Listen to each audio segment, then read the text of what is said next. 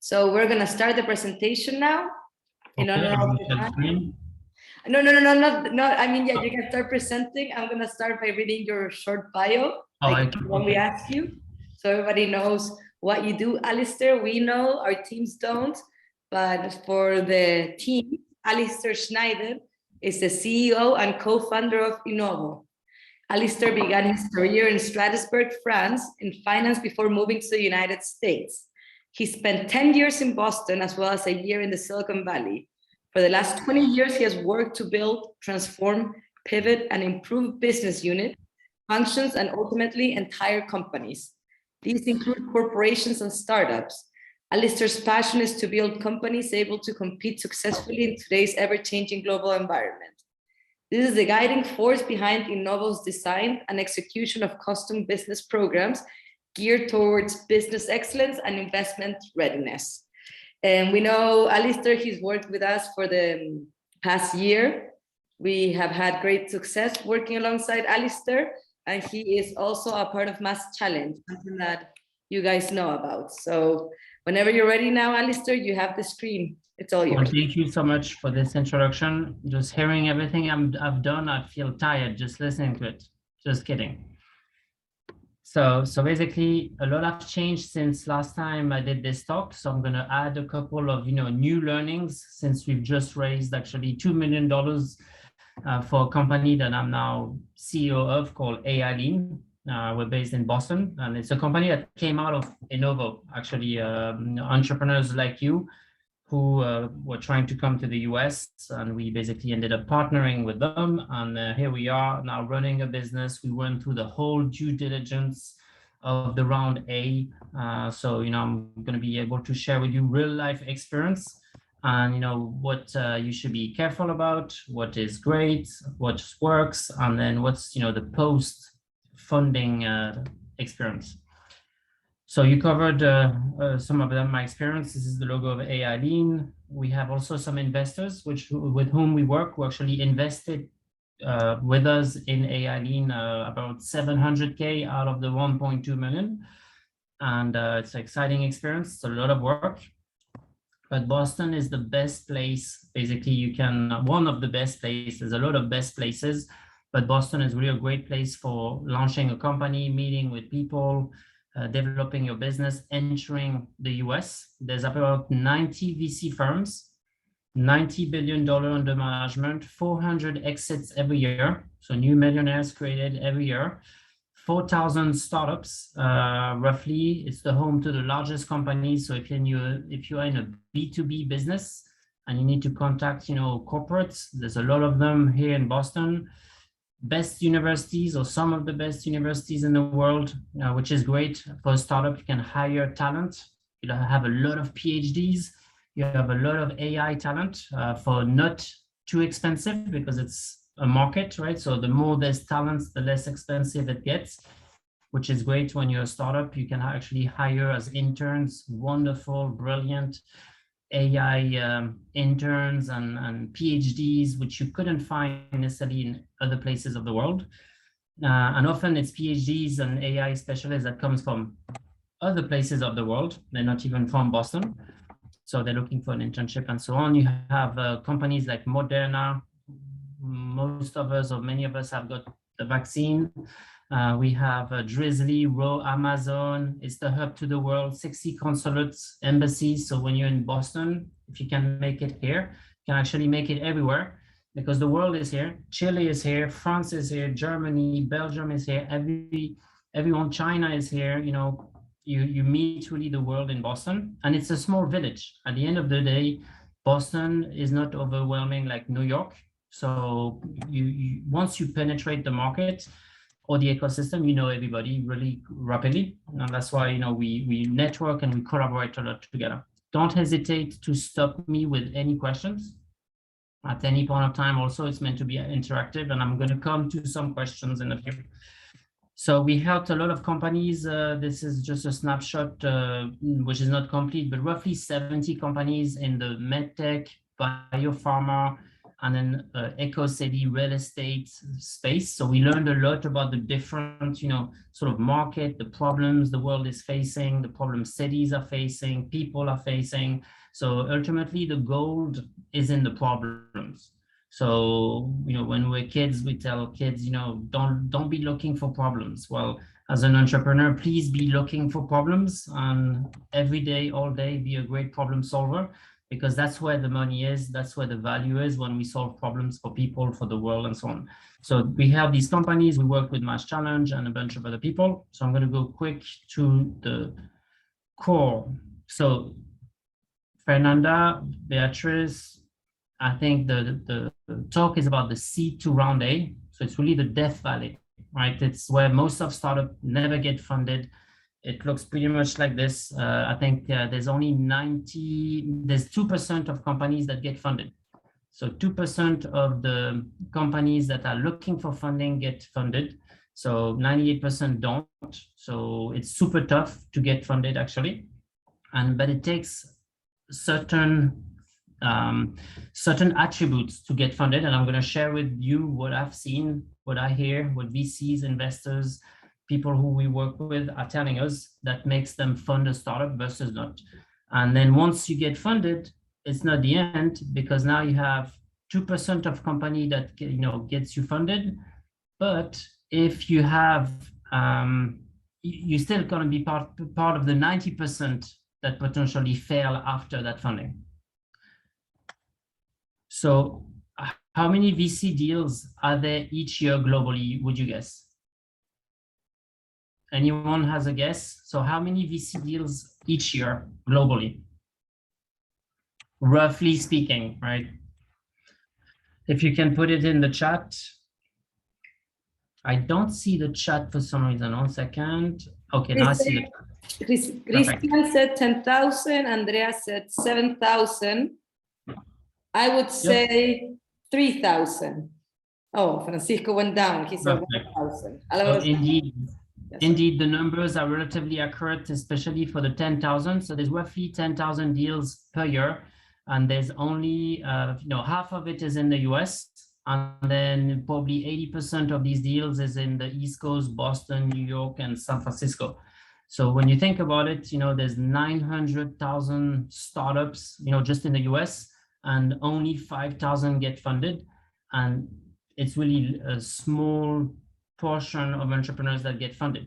Yet you can still get funded if you have basically the right network, the right people, and you approach it the right way. And you have the right startup, which we're going to cover in a few. So congrats for the guesses. So what's the percentage of companies failing in these early stage? I talked about it. It's basically, only 90% of companies will fail. So 10% will succeed overall. And then you have 2% of companies that's going to get funded, that ask to get funded. So it's not even the $10,000 that get funded, is those who will attempt to get funded, 2% will, receive a positive response. You send your pitch, you have 2% chance of getting funded. So give me a couple of the common pitfalls that make most startups fail, in your opinion, to get funded or even just to succeed overall. What are the common pitfalls that maybe you've heard, through Mass Challenge, through the coaching of Mass Chile, or just, from your own experience? Melania said cash flow. Yep, I see it. Oh, yep. Oh, you can see them now. So cash flow is definitely one of them.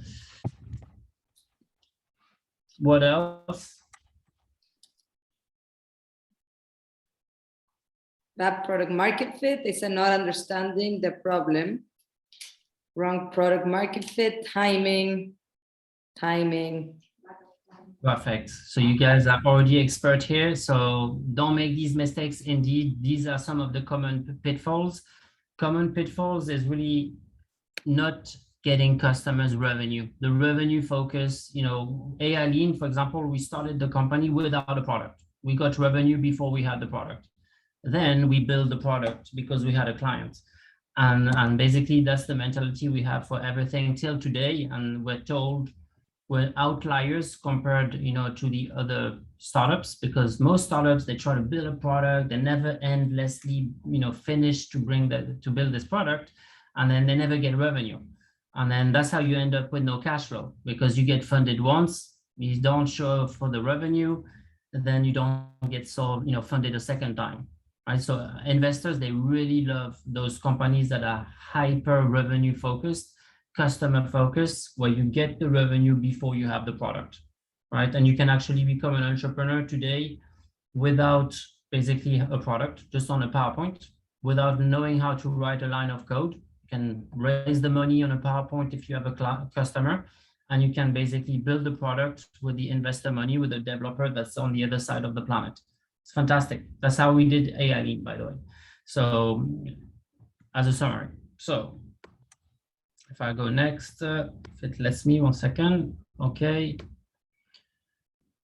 Okay, so one way also to, get, so how many of you is looking for funding? Maybe before I start, speaking about this, how many of you is looking for funding in the US? Let me see, I need to see the chat.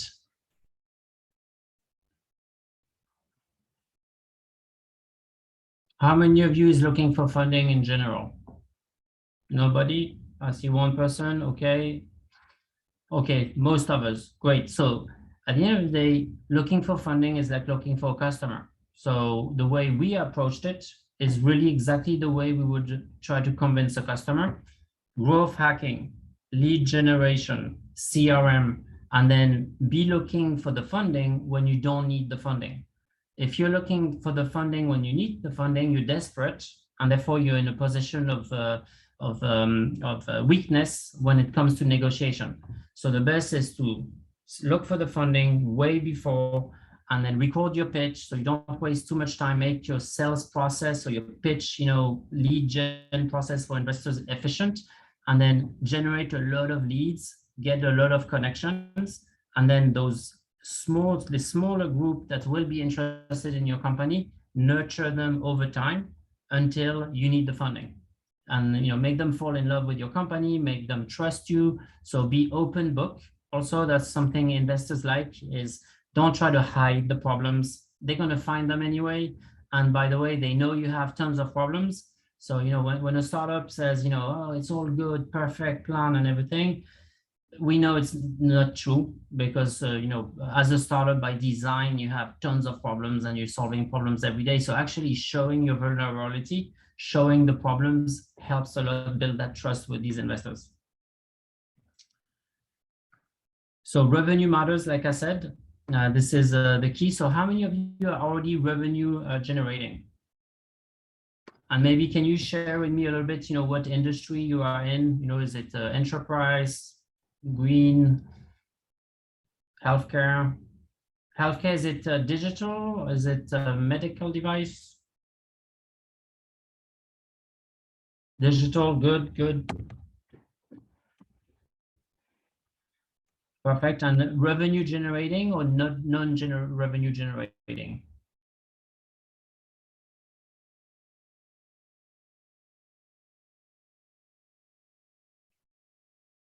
Okay, perfect. So just a few dollars, it's good. It doesn't matter really the amount of revenue. Showing you have revenue is good. It shows you have the market fit, you have the customer, and so on. So this is good. So revenue matter, but profitable revenue matters too. So it's easy to sell an iPhone, for $20. Everybody will buy it, but you're going to lose a lot of money, and you're going to lose the money of the investors. So showing really you have this profitable revenue, or at least this pathway to profitable revenue, is absolutely critical. So revenue matters, no matter what they tell you, it matters. If I go to the next slide. So revenue error, I'm pretty sure everybody's familiar with growth hacking. Today, revenue can be done, with growth hacking. We hire, for example, someone who's based in Senegal, Africa, and then all day long, all night long, it never stops. The lead gen is always active on LinkedIn, always generating leads, always filling the CRM, and you wake up in the morning and you get meetings in your calendar, and then you close the deals. So with today's technology, it's pretty easy to have an advantage, and generate revenue with those growth hacking solutions.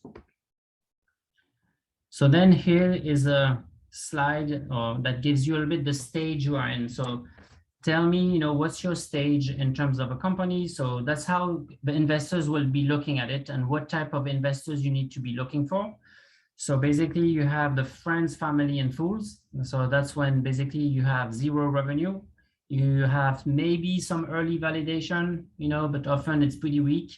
You have some funding, you don't have funding. Investors, maybe the government, government is dumb money, as we call it, because they just give money to R&D. They don't know if it's going to work. They don't necessarily do the study. It's changing more and more. But the team, you don't necessarily have a team. And then you may have on the technology side a mock-up, right? So that's you're really at the beginning, right? But then if you go to level 2, 3, and 4, it's basically you have less than $1 million in revenue here, and so on and so on. You can look at the revenue line. And so depending on where you are here, you're going to have a specific profile of investors you want to go after. So everything level 2, 3, and 4, it's business angel paired with some government funding, maybe some small early VCs, but typically it's small early, it's a group of business angels that come together and calls themselves a VC. It's typically those high ticket investors that come together and play the VC. They're not always sophisticated. Often it's executives, from large pharma companies that think they know entrepreneurship and they want to play the VCs. Most of them go bankrupt because similar to, a lot of things in nature, only a few percentage of companies make it. And in the VC world is the same. It's the big names like General Catalyst, Greylock, Mark Anderson Horowitz. These guys will make all the profits for all the others, but it's still, an opportunity for you guys, to raise funding there. So you have to know your stage, and your stage determines, are you a seed plus, round A plus? If you go, once you go, further down right, you sort of more interesting VCs, family offices, private equity, and the government again, or banks, even better, the banks. Any questions here? Perfect. I see. Okay, we have some companies really advanced in the L5 stage, scale up, L1, L4, so the variety of different profiles and issues. Good job, guys. So good group. You can learn from each other. This is fantastic. So if I go, I move ahead. Okay, so in the US, are you looking to fill a market void? So this is a slide here about, it's a question actually. So are you looking to fill a market void in the US? So you have a problem in Chile that you're solving? Do you already know if you have a problem in the US? Or are you a great foreign investment? So investors, looking to invest in your company, why? To implement in the US? Is the idea to create a subsidiary in the US? Is the idea to get a US investor to invest in your company in Chile? So you gotta ask yourself these questions and then make a decision. The strategies are completely different. If you're looking for investment, only versus, filling a market void. So we had a startup from ChileMass who basically participated last year. YOI simulation. So they went to a trade show and basically they had some traction and so on. So there's different strategies. If you have questions, don't hesitate to ask, and I'll be happy to answer the questions. So moving on, I'll skip this one for a second. So here's the pros and the cons of the attractivity of foreign investment. So in the US, you're going to find a lot of high valuations. It's changing a little bit with the economy, shifting, but no matter what, you don't have revenue, you're a small startup, you still probably will get an $8 to $10 million valuation relatively easy. So you get better deals, you keep your equity, and then on the negative side, they will not invest because there's a cultural differences. They're going to be scared that, you take the money and you run, and you never show up to the board meetings and so on. But this is changing also because of the way the world is set today. We all collaborate together around the world. So there's a shift there as well. But you may want to look for VCs and investors that actually do this and invest in foreign companies. There's a lot of investors and VCs in the US. They only invest in US entrepreneurs or US-based entrepreneurs. But then others, their strategy actually to deploy globally. So you may want to look at those specifically. So this one, I'm not going to cover it, but because we covered it already, is which investor is good for you, depending on your stage. You're going to look, okay, is it more corporate, a bank, an IPO, friend, family? And so you sort of have to position yourself and know who you're targeting, exactly like in sales.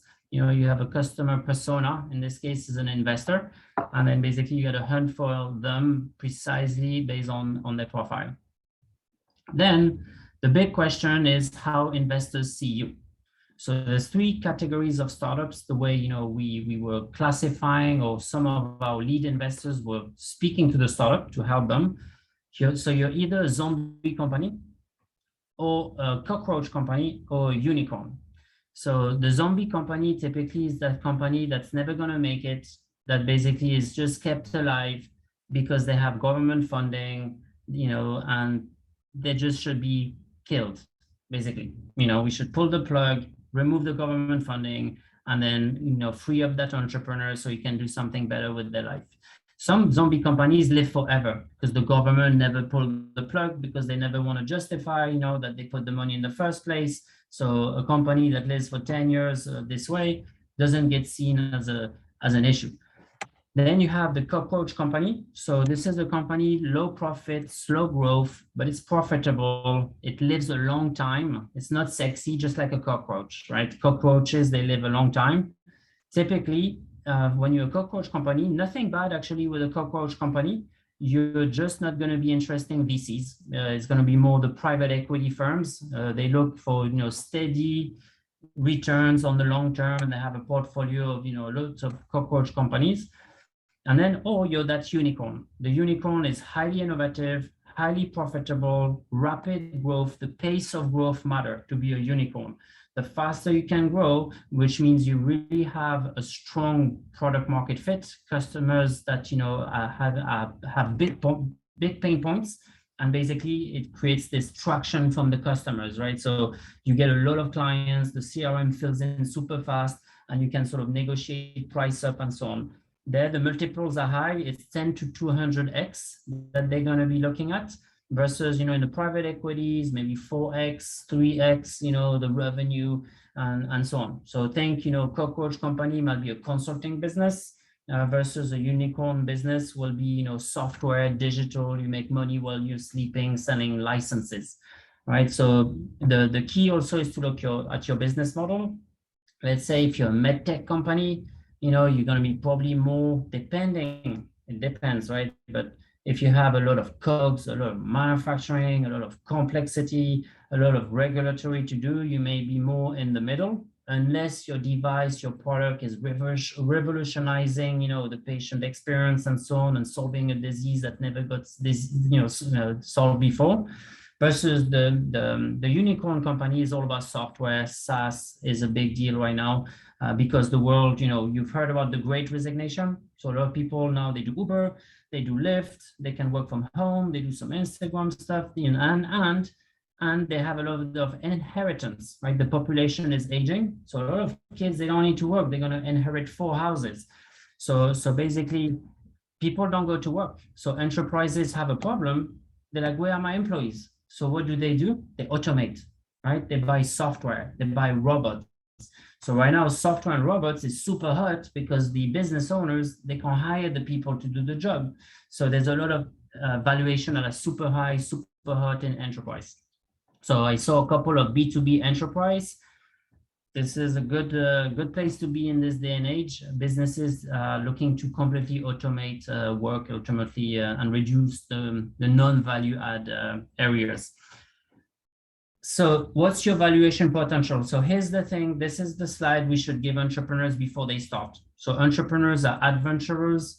They're dreamers. I'm one of them. get tons of ideas to the minute.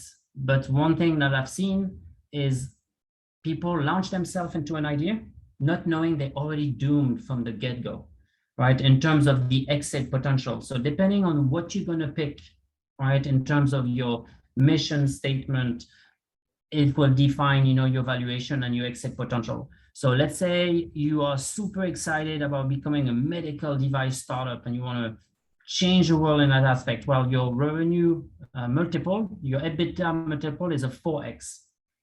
So small versus, and this is, it's a little bit old, this slide's probably 5-6 years, but you can look up online. There's others. It's not completely, different from today. It's still sort of relatively accurate in terms of the magnitude of differences between the fields. But let's say now you are, the 42x is retail internet, right? So you're building a company, a software that's selling stuff online, and you're not producing any product.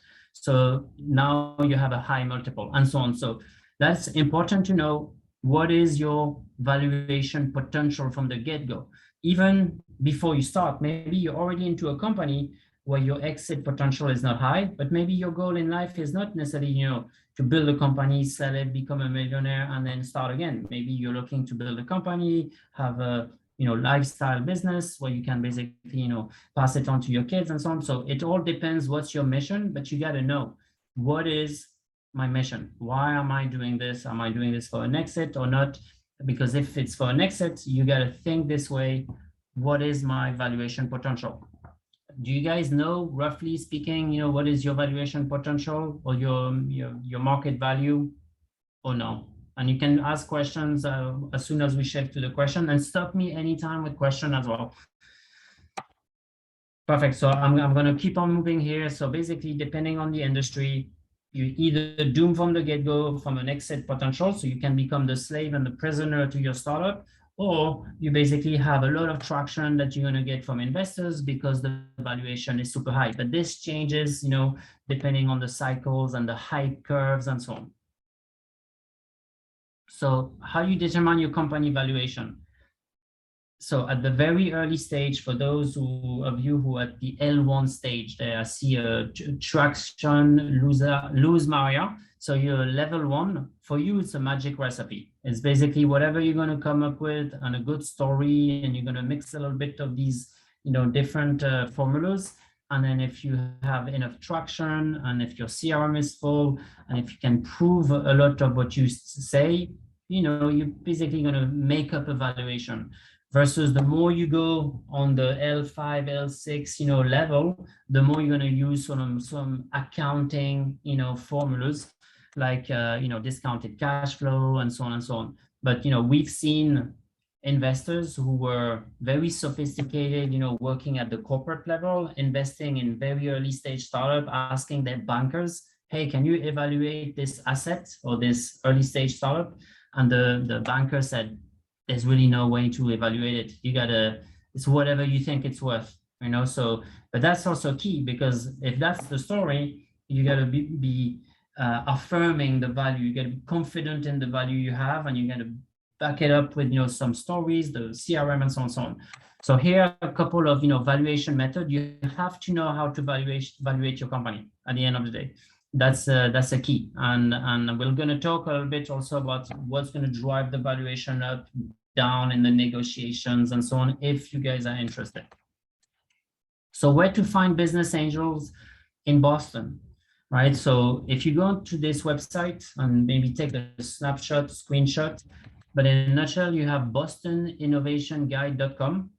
This is a good place where you can click on investors and even space accelerators, incubators. But this is going to give you all the different investors that exist in Boston. A couple that I would mention that are good to know. Launchpad Ventures, these guys invested in us. They're fantastic. They're super helpful. So this is really something I would recommend. Then LinkedIn, Sales Navigator, for $600 a year. You get a sales navigator, you can say industry, venture capital, Boston, and then you hire your growth hacker in Senegal or anywhere you want. And then they're going to send emails all day long, getting you appointments in Boston while you're sleeping. So when you come here, you have your calendar full. as an example, right? So LinkedIn Sales Navigator, the same way you use it for sales, if you use it for sales, if you don't use it for sales, do use it for sales because it works very well in the US. Everybody's on LinkedIn.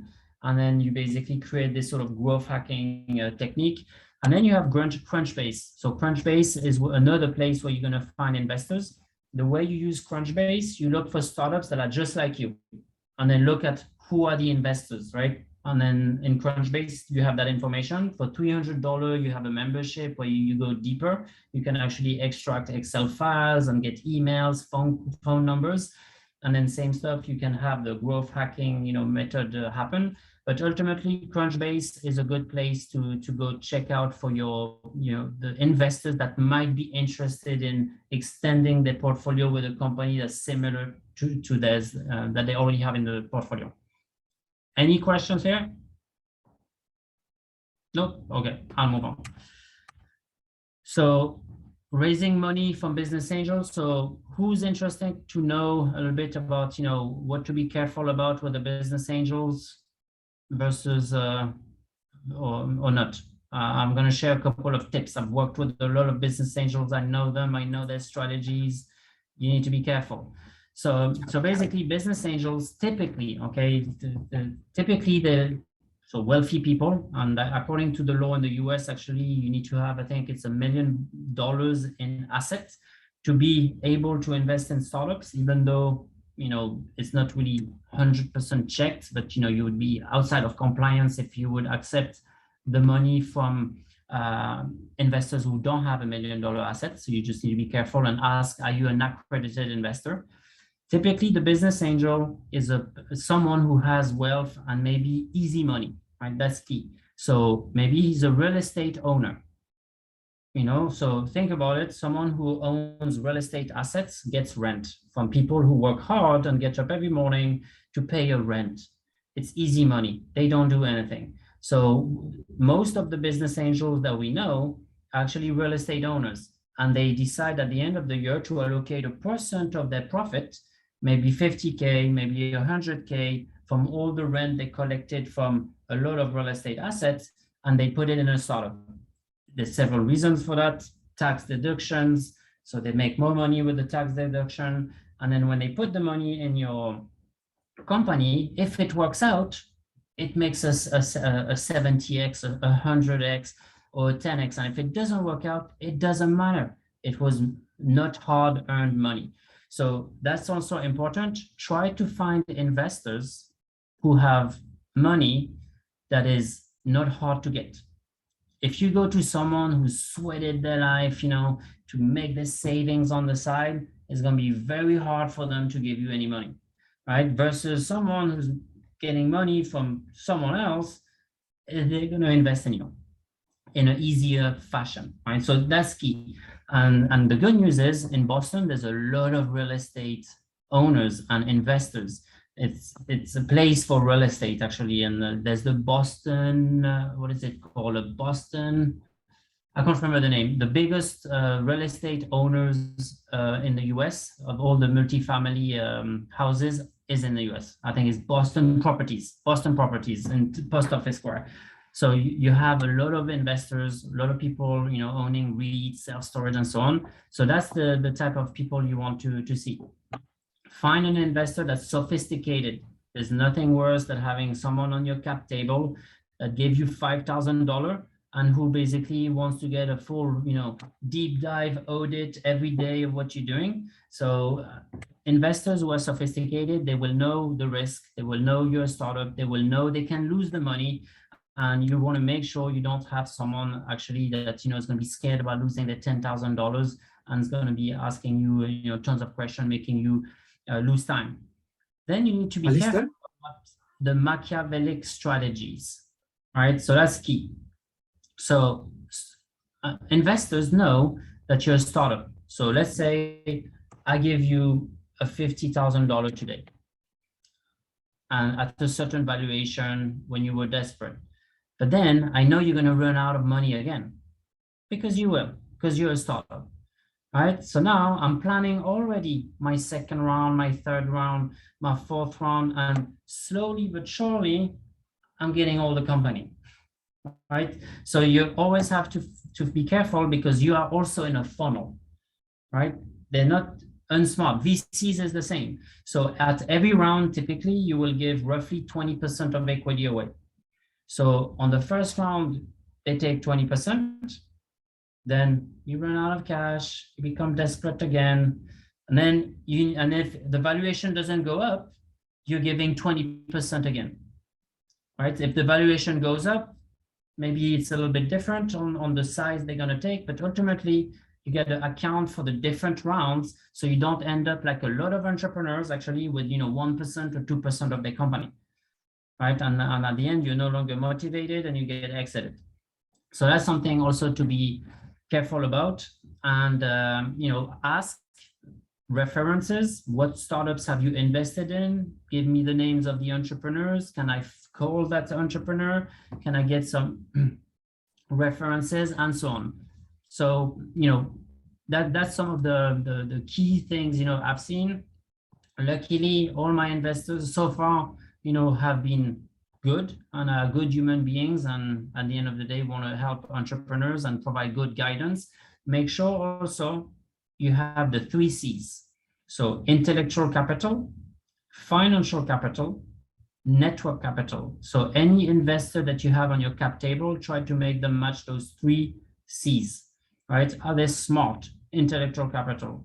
Do they have a network? Meaning, can they bring customers, revenue, right? It's all about money, revenue, dollars, and so on. So can they bring that? And finally, financial capital. Are they one of these investors who have a lot of cash, where the cash is sort of easy, right? And do they know a lot of other people who have that type of sort of cash as well? So it's easier also to get that cash, So any questions? I see Pablo has a question.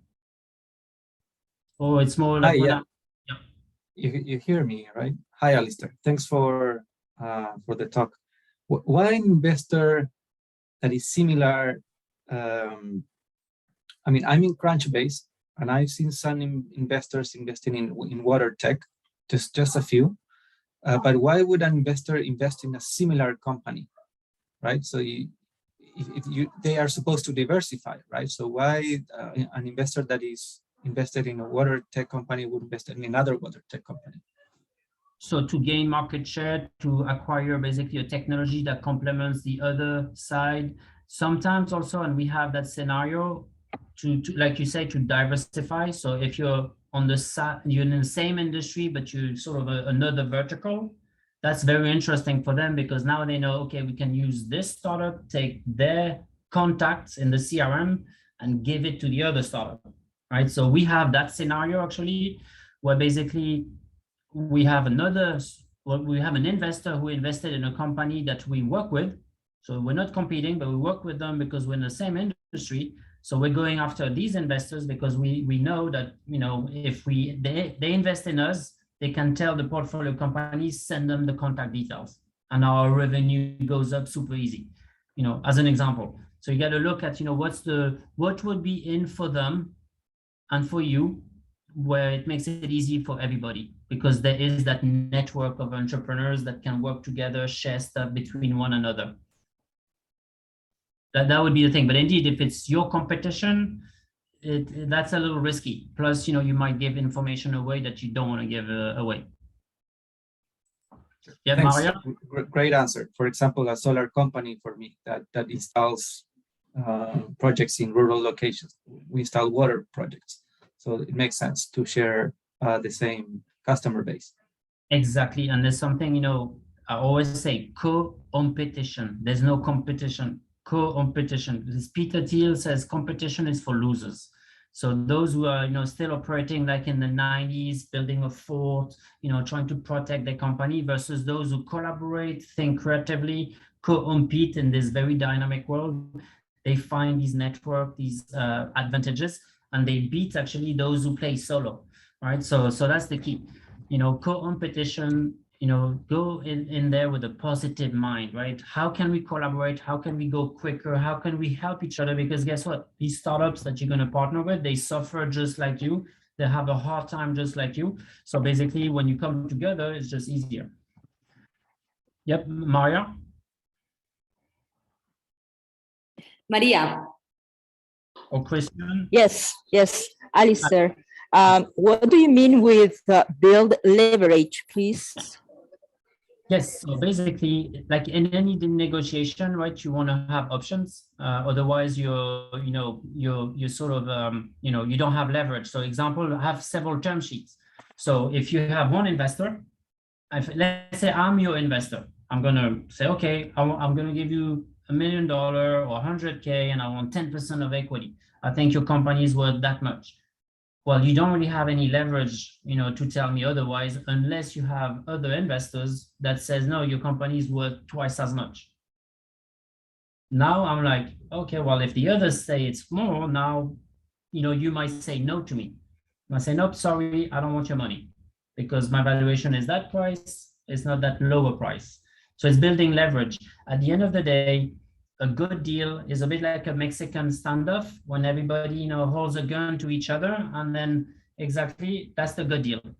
That's the good deal when, you have leverage, they have leverage, and then there's someone else who has leverage, and then everyone pulls, the thing towards them. That's why you have a good deal. So the key, that's why I was saying, look for money when you don't need the money and do a lot of lead gen. Get a lot of investors to give you a lot of term sheets, so then you can play the different people. That's what we did, with a couple of companies. I'm not going to say the name, but for example, we had 700K committed, and we did, another 2 million, and they came up with a term sheet that we didn't like, and we said, well, you know what? We're just going to take the 700K. We'll come back to you in 6 months once our valuation is way higher. What about that? So then, okay, well, we found a trade-off in between because, they don't want to lose us. We didn't want to lose them either. So we sort of cut the thing in half, and we sort of found a middle ground, and we ended up, raising the funds. So it's all about leverage. It's all about choices. BATNA, what's your best alternative to a negotiated agreement? BATNA, right? Have your BATNA. Oh, I'm not taking that deal. That's fine. I can take this other deal. Right? I don't need you. I have this other guy. That's key. That's absolutely key. Otherwise, they're going to take all the equity. Christian?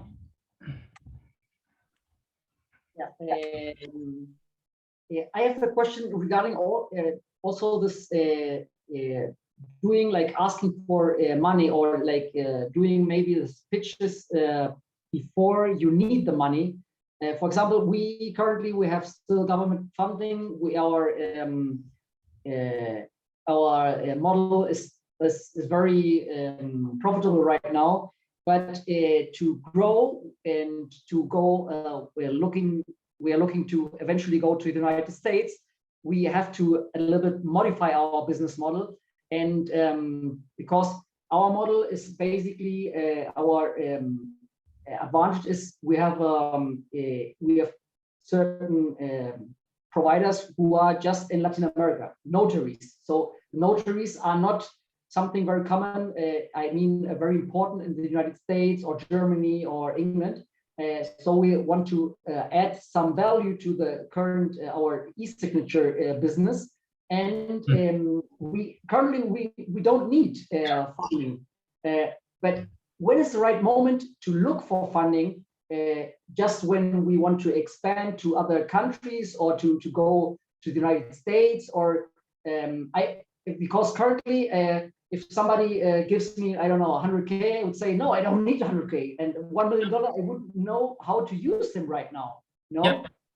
So I would say, always be looking for money, revenue or funding, always. Because one thing you get to these investors, like I said, is the 3 C's. Typically, an investor who's been in the game, he has the 3 C's. He's smart, he has a network, and he has money. So first use the network and use the intelligence. Right? Get that. They're going to advise you. They're going to tell you, maybe make you an introduction. You're going to learn. And then more importantly, as you're listening, as you're not asking for their money, you're going to build an intimacy in a relationship, maybe a friendship. And then once the day you need money, they know you, they know your business in details. There's no due diligence. It's here's the money. Okay. That's the 2% startup get funded. It's mostly people who know people. That's the ultimate key advantage. Is don't raise most, desperate startups, they go with leverage.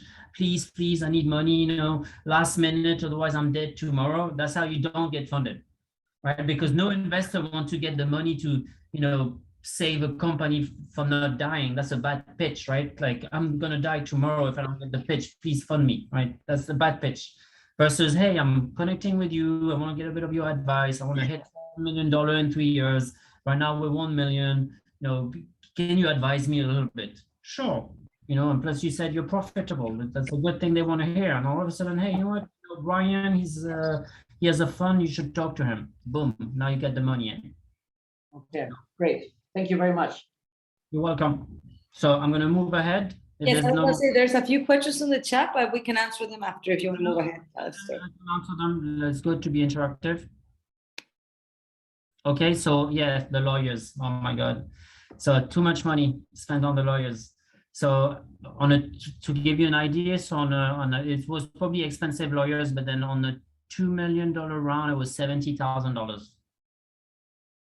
But they did everything. To their defense, they did everything. They did collecting the money from the investors. They reconciled everything. They did all the documents.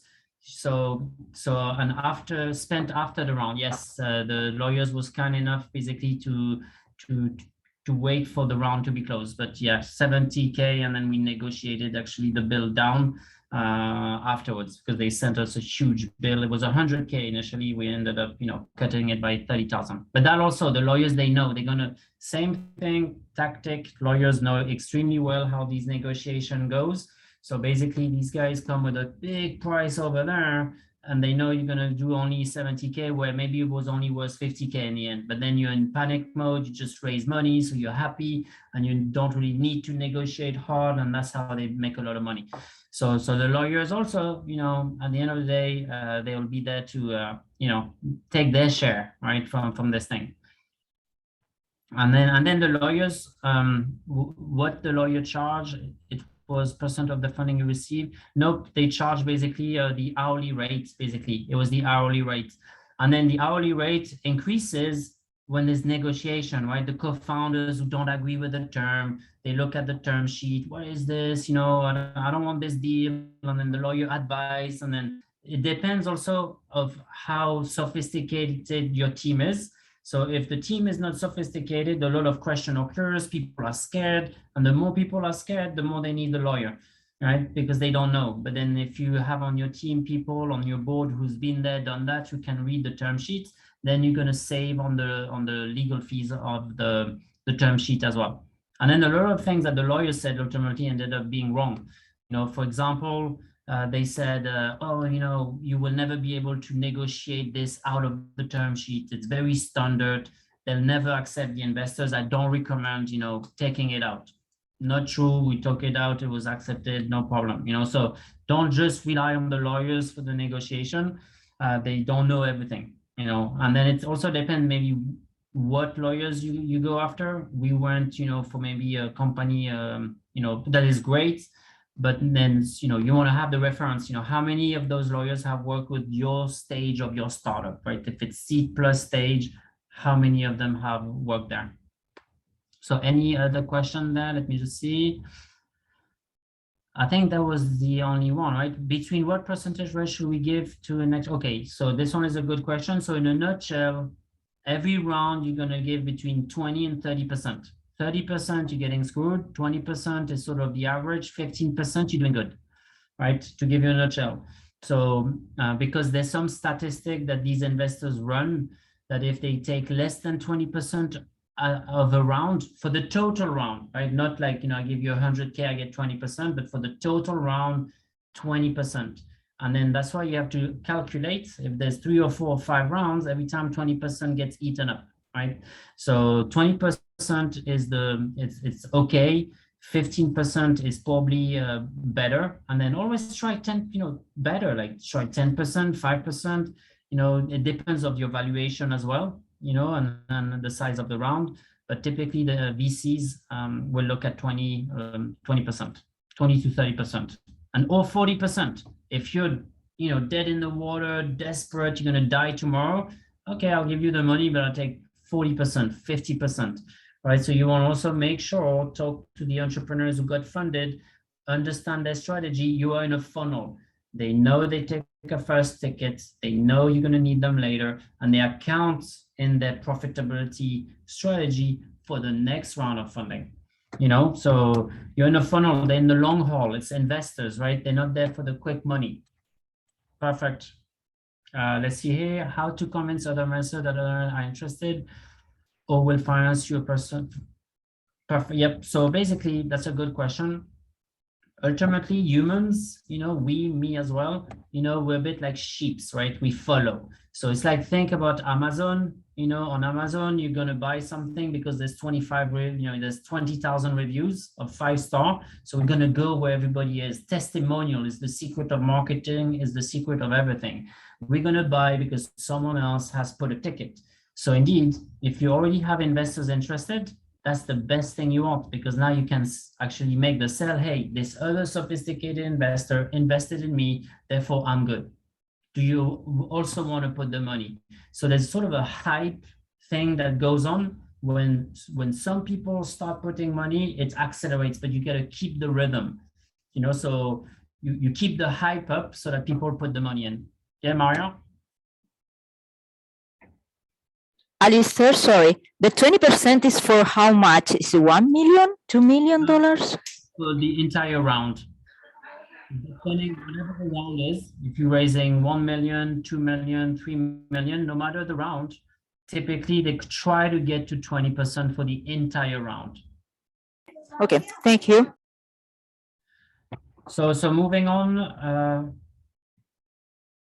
Okay, so here, beware, you know, of newbies, you know, investors, that's their first time, you know, low value, they can't help you. They want to take your equity, you know, they will starve you, right?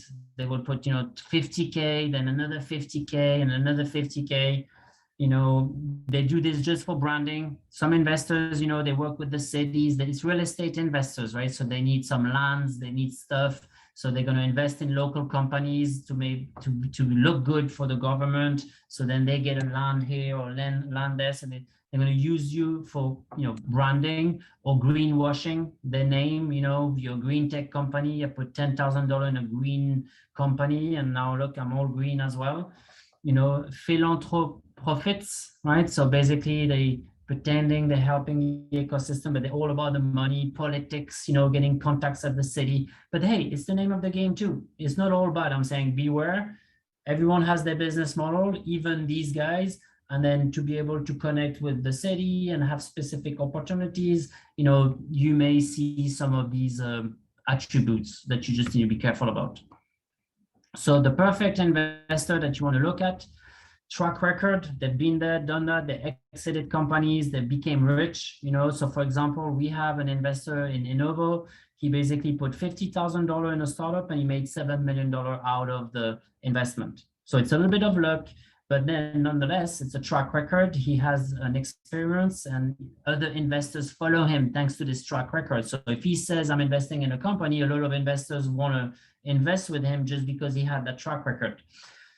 You know, what are the company names, the X multiple he had. So same, like they're going to grill you, grill them, put them on the hot seat. The more you put them on the hot seat, the more they see, okay, this entrepreneur, I want to work with him, right? It's the alpha beta thing, right? If you're like, oh, you know, please give me the money, you know, you're never going to get funded. You're never going to get a deal from anything anyway, you know, by asking.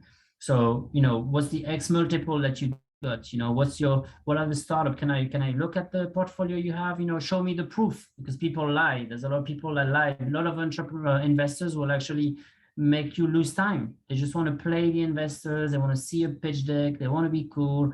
You know, check their purpose, you know, check their values. If you don't connect on the values, don't connect on the cap table, right? Because it's not going to change, right? They're not going to change over time, or all of a sudden, you know, being nice or whatever. If initially they're just there for short-term profit and you're there for a long-term mission, you know, and can they mentor you? That's the key, the 3 C's. So if I move, then remember, you're in competition for business angel. So investors, the one we were talking about, they have a choice. You know, one investor told me once, hey, Alistair, I can give you $50,000 or $80,000, or I can buy myself a yacht. Okay. And the yacht, he will also lose a lot of money with a yacht, because a yacht, it costs $20,000 to put at sea, the insurance, but then putting money in a startup, you also lose money. So he's like, I have a choice. So ultimately, they will also say they want to have a good time, right? So if they don't get along with you, you don't take the feedback, you're just a pain in the neck, to talk to, and they're going to say, okay, you know what? I'm not going to invest in that startup because it's going to take time. So they're going to invest in a yacht, or they're going to invest in a Bitcoin. They're going to invest in Goldman Sachs. So true story as well here. One investor, we said, hey, you can make a 5x, on 5 years. He said, I get this from Goldman Sachs and I'm sleeping. That's not interesting, right? So you got to know you're in competition with other financial products, right? Buying a house, buying a self-storage facility, buying a building, with several investors. So if your multiples are not competing or not competitive, you're just not going to be interesting. Then there's a lot of other startups that you're competing with. So there's a competition in the market of investment, right? So same thing, positioning, knowing what your multiples are, knowing who your investors are, otherwise you get lost. Or they can just go on vacation, right? We see this all the time. Investors, like, okay, I'm fed up with my 50K I put in there. You don't listen to the feedback, I'm out and I'm going on vacation, because remember, they don't need the cash. They already have cash and the cash is working for them, right? So that's the key is, you're in competition. So Boston, 3.5 billion, that's an average. That's every month. That happens every month in Boston. $3.5 billion get funded. We actually, Aline, I'm super happy we are listed on Boston. This is kind of a cool thing, because we were always seeing all these other startups, listed there. So we're now listed there as well. Boston is the view from the inside of Boston, but also New England Venture Capital Association. Take these two names. You can go on there, you're going to find companies, you're going to find names of VCs, of firms, of business angel group, and so on. And you can find more investors. So that's more lists of investors for you to look at. But roughly speaking, we have $3.5 billion every month invested in startups in Boston. So then you have government support. So the only problem when you're a foreign company coming to the US, it's like every country, right? They're going to prefer first the local economy. So typically this is not really easy to get for a foreign company, but you can get it if you give your equity, to a US investor or a US co-founder at a certain percentage level, then those grants start applying to you. There's I-Corps, there's SBA, there's Mass Venture. Mass Venture gives you basically a loan, but you have to reimburse it. But if you go bankrupt, you don't need to give the money back. It's kind of good when you're a startup and the failure rate is so high.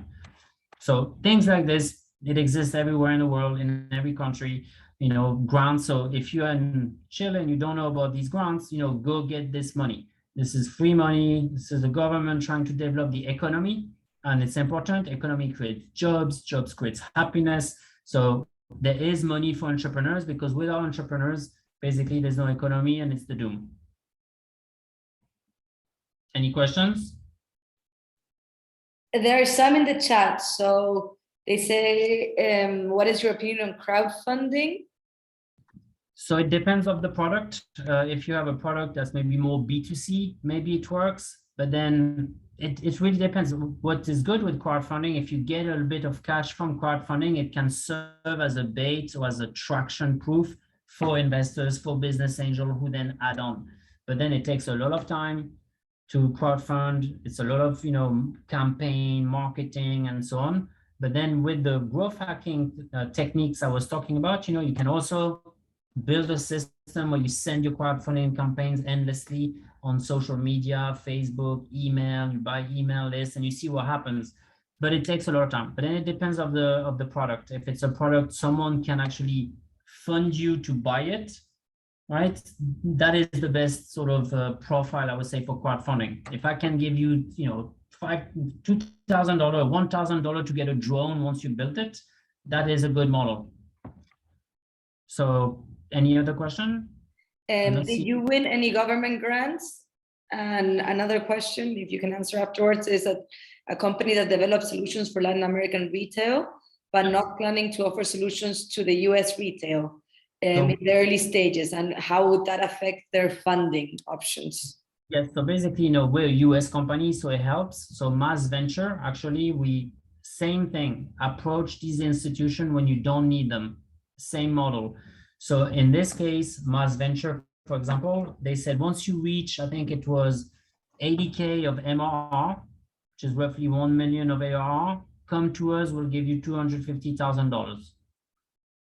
So we didn't raise it, but we are in the pipeline to raising it if we need it, when we need it. So approach them early, know your option. The more you know your option, the more you do your homework, the more you look and sound sophisticated to these investors who say, okay, this entrepreneur is a hunter, this entrepreneur knows his stuff, and you're an outlier compared to most entrepreneurs who basically are sort of like, what's happening, So that's the key, is basically know your stuff, know your options, create your leverage. But government, at the end of the day, if you don't need government, don't take government money. That's also one thing. Smart money versus dumb money, right? Prefer smart money that can help you, make you introduction, give you revenue, give you advice, right? Versus then dumb money is just, here's your money, and then it might send you in the wrong direction. We've seen startups that at the end, they think the government is their client, right? So instead of looking for revenue, they're looking for grants, and then they're just living like, zombie companies forever. And ultimately the plug is going to be pulled and it's going to be the end. So we got a little lucky, I would say, on the funding, but typically it takes between 3 and 6 months. But if you're well integrated, we got lucky. It took like a record. I think even the investor group said it's a record. They never funded as fast, but I think we just got lucky. I went to drink a beer one night and I was not even raising funds, and I fell on someone and said, hey, I have this startup, blah, blah, blah, and it's really great. I'm so excited. And I said, okay, pitch tomorrow. And then that's it. We were in the funnel, 3 months of due diligence roughly, and deal negotiation, and the money was on the bank. So for us, it took 3 months, and it took a lot of time though. But depending through what due diligence you go through, I found that even though it took a lot of time around Christmas and everything, instead of being with the family, we're with the family eating the turkey, and we're pitching, the investment.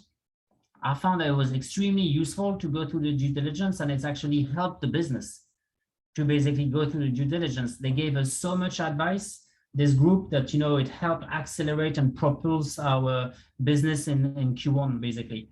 So that's the learning there. So the time spent, if you pitch to the wrong investors, is going to be wasted time. If you pitch to the right investor, they're going to actually give you value. So that time, even if you don't get the cash, you get the value, right? And always be trying to be a taker. Take value. If there's no money, take the intelligence. If there's no intelligence, take the network, right? So that's the key. As an entrepreneur, you're always trying to survive and, make your company, go to the next step, right? So that's the key. I see a question here. Well, when we were fundraising, it was probably 80% of the time, 80%, 50% of the time. And I was dedicated to this. So the entire capacity of the team was 80 hours a week. We were probably spending 30 hours a week on the funding when it happened. But a lot of the funding helped us. Like I said, we basically were, still looking for customers, because you want to bring customers in the pipeline. As you're funding, you want to show, it's basically moving. So then if I go to the next slide. So don't raise funding, actually. Avoid raising funding, raise your revenue. A lot of people, they end up just chasing funding. Ultimately, raise your revenue, raise your profitable revenue. It's easy to have revenue. Sell something super cool, super cheap, and less than the price that it's worth. People will buy it, but in the end, you're not funding your company with profit, and in the end, you're going to die. And in the end, you're not going to be able to serve long-term the customer. In some cases, that even finishes with lawsuits, right? Because if you can't serve your customer, basically he sues you back because you promised him that you could serve him, and now you can't anymore because you're going bankrupt. So you just need to be careful about these things.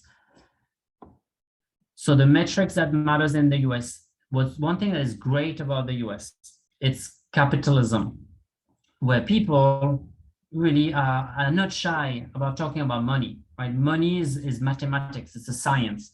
So it's all about customer acquisition cost, customer lifetime value, the TTM, SAM, TAM, ARR, MRR, all these KPIs, all these metrics, we go straight to the meat, right? It's this guy, Tom Cruise, I can't remember the name of the movie, Show Me the Money, right? It's basically about how much profit, how much revenue, what's in for me, what's my valuation. If I put 50K, how much do I return and how many times? Prove me, walk me through the funnel and so on. So know your metrics. It's all about metrics. When we raised the funds, we got grilled on metrics. I thought I knew about metrics. After the thing, I have a PhD in metrics, because they basically asked us tons of different things which we never thought about, and the unit economics at the customer level, profitability at the customer level, the different product lines, everything. Slice it, dice it, and look at your business as just a set of numbers. Business starts with money, ends with money, starts with numbers, ends with numbers. If you're not a numbers person, you have a problem in that business, and also to just raise funding, because it's a numbers game at the end of the day. So any question there, I'm happy to answer specific, to your business actually on the metrics. Profitability is attractive. Most startups are not profitable, but you can show a prospect of profitability, right? If you show, and also very important, you gotta know what are the standard benchmark gross margin, net margin. Let's say you go and you pitch to an investor, oh, we get 10% gross margin, right? Well, maybe in that industry, it's 70% gross margin, right? That you need to have. So you have to also compare your metrics with the industry metrics and pitch exactly what they want to hear, they used to hear, because they see a lot of business model and pitch, so they can put you in competition and say, well, no, you're below the average. The pace of growth also is key. So pace of growth, for example, a metric that matter in the US for your revenue, 3-3-2-2. So your revenue, first year revenue is 100K, second year, fourth year, you multiply 3 and 3. And then you multiply by 2 and by 2, 3-3-2-2. So if you're not in the 3-3-2-2 sort of, pace of growth, they're like, you're too slow. Therefore, I'm not investing. You're not aggressive enough. You probably won't hit the 3-3-2-2, but that's what they want to hear, right? So then if I go next, okay. So VC, Peter Thiel, prolific VC, one of the PayPal, co-founders. So what nerds don't get, it takes hard work to make sales look easy. VC, venture capital, is all about sales and marketing. It's all about marketing. Typically, if you even look where it comes from, VCs used to invest in engineers in universities, and then nerds would not know what to do with basically the technology. They would be lost because they didn't go through the curriculum. The school would just teach them basically the engineering or the software and so on. And then VCs would come in, put the money into the sales and marketing.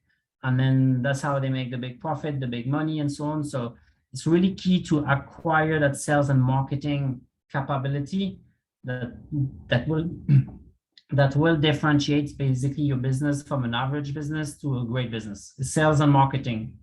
Technology alone, not enough. Use the force. So the key is also, the yin and the yang. So is the ultimate power, is the force. So there's a good side and a bad side to all of us and to the investors as well. So, want to do good, mission, I want to change the world, help the patient, but also the bad, right? The greed, for example. Remember, they want to make money, right? You want to make money maybe too, and hopefully, but ultimately use both sides. Always have balance, right? And we can go more in detail there, but it's very important to understand how, human psychology, human behavior, and understand that at the end of the day, people are also there to take a vacation, right, and make money. So be a true entrepreneur. So entrepreneur and venture capital, it's about give and take and win-win. So venture capital, right? It's a bit the yin and the yang. Venture is the adventure. I want to save the world. I want to do something great for the world. Capital is let's make money, right? Venture capital, it goes together. And actually the entrepreneur, which is a French word, happens to also mean this: venture out and take. Preneur, prendre. I don't know in Spanish, if it's prendes or prende. I don't know how you say take in Spanish, but entrepreneur means venture out, take. Same stuff, venture capital. So you always want to have this balance where you have this good story, this good mission, these great values, but at the same time, don't be the lamb. You're going to be facing the wolves, the sharks. So you got to have that, dark side and a bit of the dark Vader, thing going on, where you basically, you're not going to let go of your equity. You're gonna hold tight, to your values, and you're not gonna be just saying yes to everybody, right? So that's key. Because the problem is, if you're too nice, actually no one will invest in you, because no one will trust that you can negotiate deals with your customers and that you're gonna be making them rich. Because investors, they know that this is important, having an entrepreneur that has both sides. People don't buy what you do, they buy why you do it. That's the good side, right? That's the venture, that's the mission. So tell stories, right? There's an entrepreneur in Boston, I can't remember exactly his name, but he said, looking back, so he was an engineer and he read a lot of MBA books. And then he raised $300 million, something like this, crazy amount of money. And he said, well, looking back, I would not read all these MBA books. I would read fairy tales, storytelling. You know what I mean? So learn to tell stories. Learn to basically give a vision, sell the vision and the road that takes to the vision. Oh, that's the guy. Actually, I couldn't remember. I put it in the slide, but read fairy tales, not business book. So he sold his company for $260 million. He said, looking back, I would read fairy tales, not business books. He's from Boston. Finally, a couple of last slides, but business is not just about business, about life. So look up to the stars, not down to your feet. That's Stephen Hawking, which means, everything applies. Psychology, biology, physics, how the world functions, how human beings function. And as you become an entrepreneur, actually, you learn a lot of different skill sets. And once you sort of master and harness a little bit the different forces and the different sciences, you tend to take control on what you want. You tend to be able to close deals, put the timelines you want, you get investors to do what you want them to do, because you understand how the world works, right? And that's key. So be interested, curious in learning a lot of things. I take a lot of meetings with different people because you learn so much. And once you've learned, you sort of can translate this in results. And as you lead your business, you're gonna be leading people and closing clients. And if you don't understand the world and how it works, you're not going to be able to be successful. And Stephen Hawking said this, look at the stars, because it's all about the physics of the universe. The law of physics, they actually apply to business. So the law of inertia, acceleration, resistance, right? So the more you push, the more it resists. That's physics. But in business, it's the same. The more you're asking for a deal, asking for money, the more it's going to resist. And the people are going to say no. The day you say, I don't need your money, and you leave. You do the opposite reaction. Well, often, well, wait a minute, show me your pitch then. Show me what's going on. Why is he so courageous to leave? He must have something good. So it's very important to master the different, things, which we never end up mastering because it's so complicated. There's so much stuff to master. But the 10 things investors look for, it's a fit into the investment thesis. So someone may say, I want to invest in water companies. Great. If you're a water company, you're in the thesis, perfect. If you're a Bitcoin or blockchain company and you pitch to the investor with a thesis on water company, you'll never get a chance. you have a real unmet need, you have a bigger vision, your customers are willing and able to pay. That is important. Who your customers are. Because if the customer is someone, again, same concept, right, that doesn't spend money. Think about, you go to pharma, pharma, long cycle, tons of buyers in there. You need to be approved, on the authorized supplier list to get the money from, Thermo Fisher or whatnot. So are they willing to pay? So do they want to pay, or are they able to pay? Maybe you're selling a product to someone who doesn't have money, right? So if you sell a product to someone who doesn't have money, it's super tough to get the money, right? Versus someone who's willing to pay with a lot of money on the bank, that's way better. So also looking at, who are your customers? Government, right? Long cycle. They may be willing to pay, but they're going to pay you in 5 years, right? And you're going to be dead 5 times before they pay you. So your product is highly desirable, rare. You have tangible proofs. It's all about proving.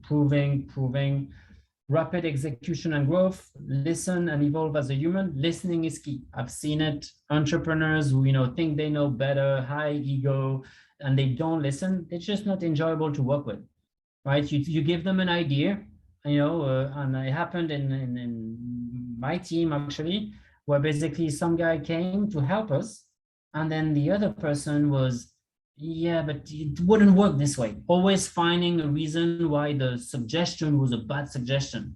The person just got up, left, and said, it's the last time I'll ever give him an idea. So you lose a lot, when you don't listen or you think you're the best. We don't know nothing. That's the key. And then we learn from other people and then make them money.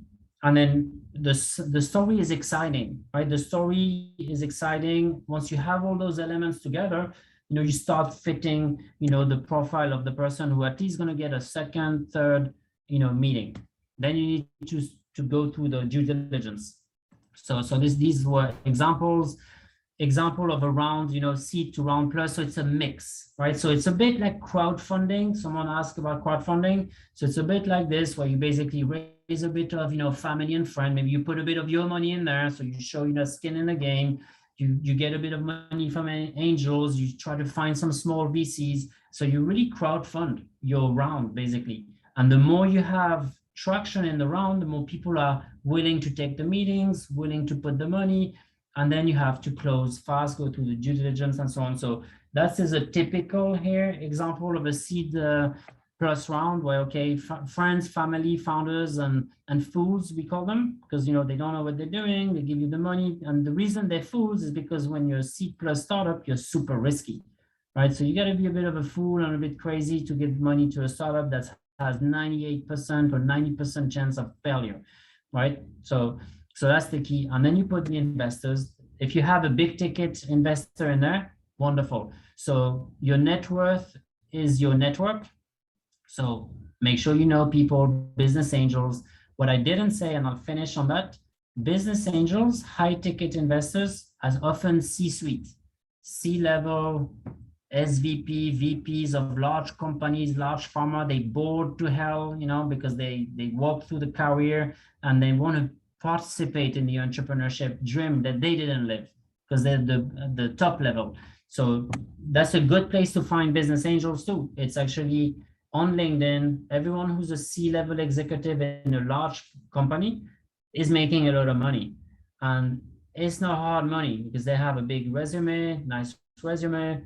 And so basically, they get a paycheck, they get a bonus, and they have a lot of money on the bank often that they don't know what to do with it. So, and it costs a lot of tax. So for them, it's helpful actually to put money elsewhere in an asset because there's a lot of tax deduction, when you do that. So voila, this is the talk. If there's any question, I'm more than happy to take them. Thank you, everybody, for listening. Hopefully that is helpful. ¿Alguna pregunta? Any questions?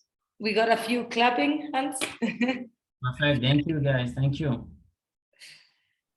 5-4. Well, yeah, the clapping hands are. Any questions? Or else we're gonna finish the session. Okay, it seems like there are no questions, Alistair. Thank you. Perfect. Thank you, everybody, for listening, and enjoy, your venture in the US, and good luck. Thank you so much. Thank you so much, Alistair. Thank you. Bye-bye. Bye. Thank you. So much. Thank you. Thank you. Bye. Yes. Bye. Thank you. Bye-bye. In Chile. Thank you. Bye-bye. Bye-bye. Bye bye, Alistair. Chao a todos los equipos. Muchas gracias por participar. Gracias. Gracias a Chao. ustedes. Chao, chao. Gracias.